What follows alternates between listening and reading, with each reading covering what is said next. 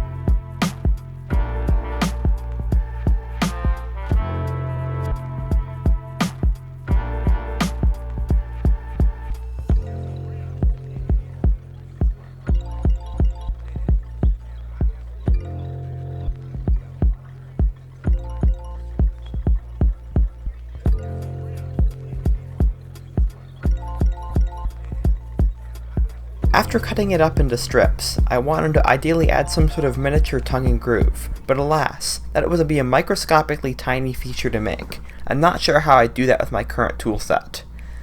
So therefore this means I will have to glue the flooring to the subfloor, which concerns me a bit due to the differences in expansion and contraction between the flooring and the subfloor. Only time will tell if this is a problem, I guess. After proving out the hardwood floor process, my focus turned to the kitchen tile. I really wanted tile in the kitchen, which meant that I need some sort of scale tile analog.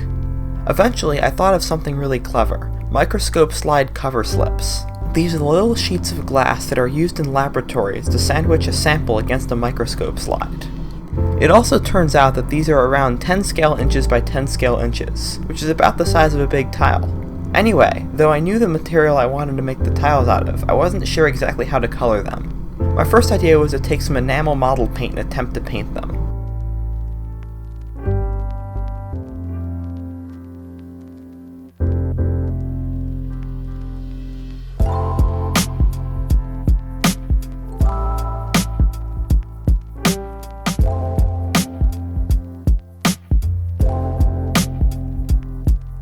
That didn't end up going all that well. So next, I decided that it would probably be easier just to spray paint the backside of each tile and then to let the color show through from the back.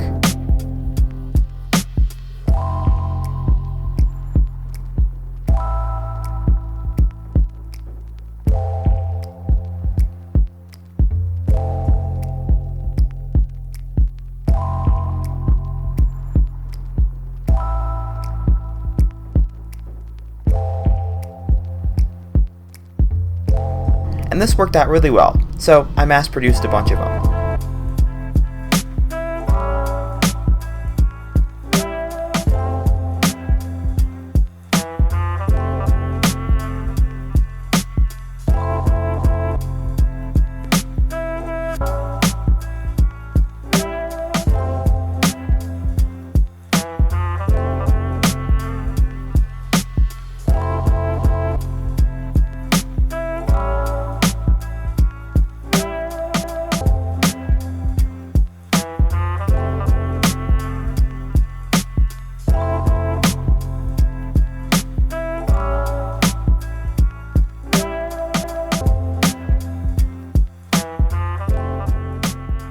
Now that I had tiles, I had to figure out how I was going to attach the tiles to the subfloor.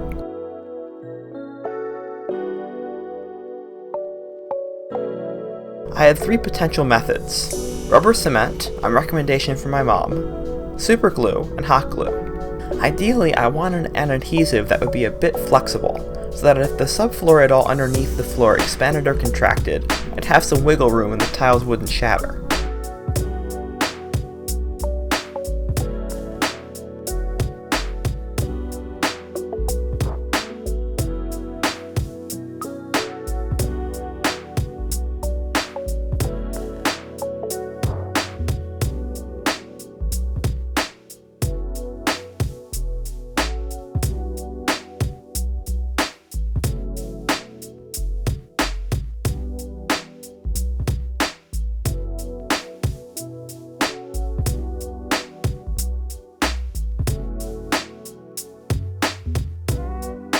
Anyway, I think the winner was hot glue.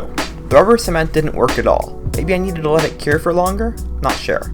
And the super glue was too rigid for my liking. However, though the hot glue was the best, I did learn that the hot glue needs to be spread out to support the whole cover slip. If there's just a big blob in the middle, the glue doesn't expand to fill the whole gap, and then part of the cover slip is left unsupported and is easily breakable. Anyway, with all my questions answered, it was time to do this for real.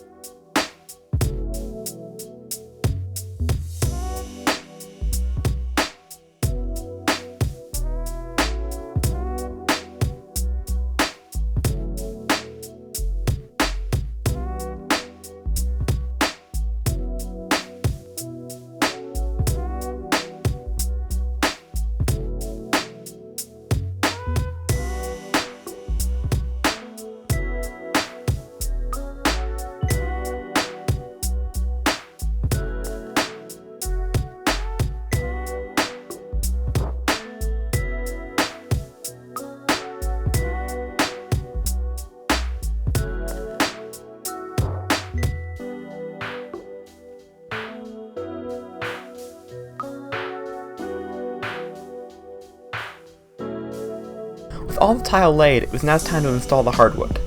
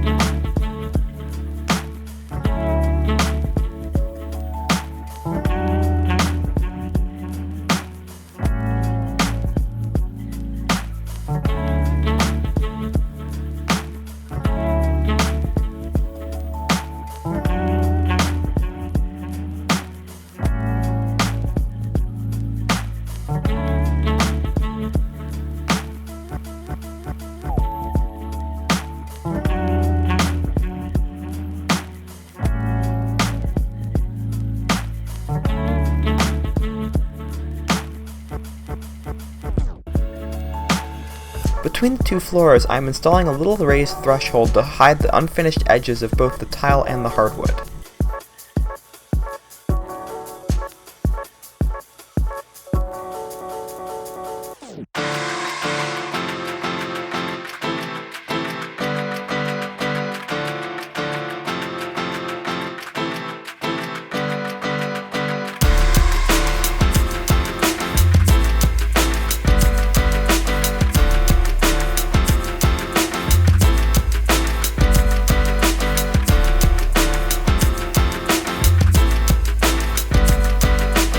Laying this hardwood flooring takes a lot of time, so unfortunately I wasn't able to quite finish it up in time. However, next episode we will finish up the hardwood flooring, hopefully install the third mystery flooring in the bathroom, all will be revealed soon, and finally grout the tile and stain the hardwood floor. Anyway, thanks for watching and I'd love to hear what you think about this project so far in the comments below.